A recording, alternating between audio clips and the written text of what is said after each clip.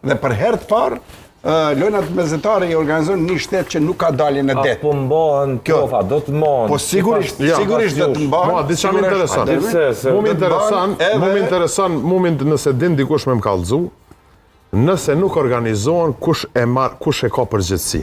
Nëse nuk marrën. Kush është përgjegjës? Dëgjon, lojnat mesjetare kompetencia e organizimit është e Komitetit Olimpik të Kosovës. Kurse qeveria e Kosovës, shteti i Kosovës i suporton në sigurimin e infrastrukturës, 250 milionë euro. Në mbështetje të sigurisë, sepse duhet shteti të sigurisë, sepse do të kemi sigurisht një 15.000 vizitor. 5.000 Garusjen. 5.000 Garus, por 15.000 vizitore. Po, jo, Garusjen 5.000. Për Kosovën është promovimi jashtëzakonshëm. Prandaj po them po.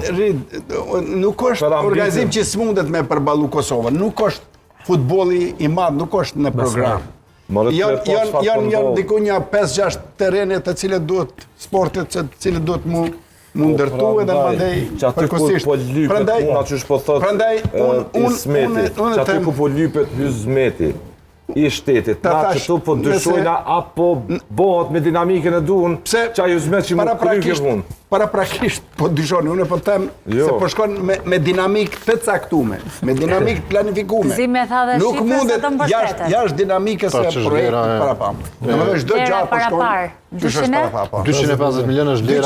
250 milionë është planifikuar investime në përmirësimin e infrastrukturës. Janë planifikuar.